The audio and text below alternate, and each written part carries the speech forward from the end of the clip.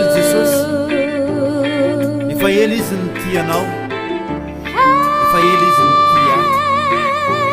efa ela izy ny te hiditra ao am-potsika ao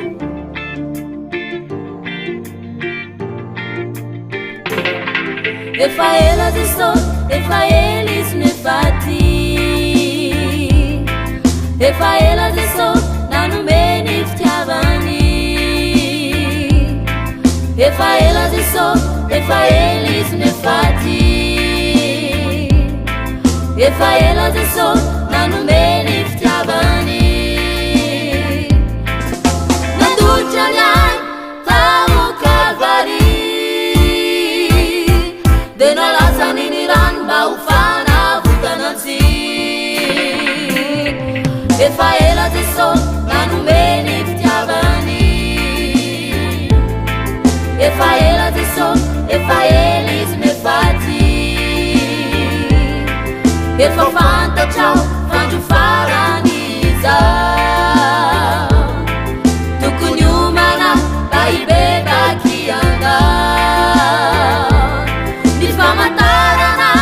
rehetra efa miseho tokony homana mba hibebaky anareo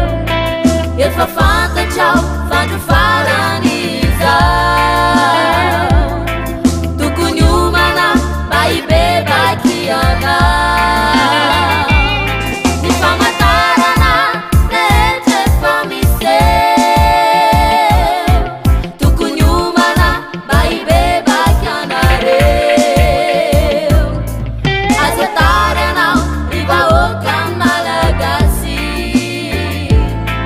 fa Jehovah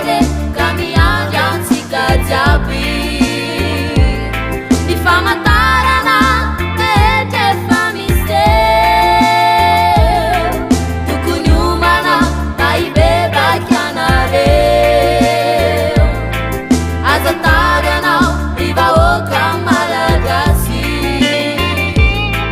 fa Jehovah ka miandry antsika jiaby ny famantarana rehetra efa miseho tokony homana mba hibebaky anareo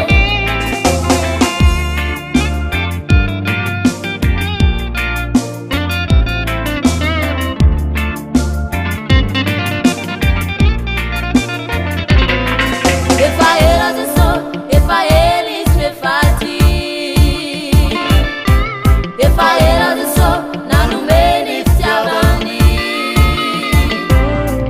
efa fantatrao fandrofarany izao tokony homana mba hibebaky andao ny famantarana rehetra efa miseho tokony homana mba hibebaky anareo ny famantarana rehetra efa miseho tokony homana mba hibebaky anareo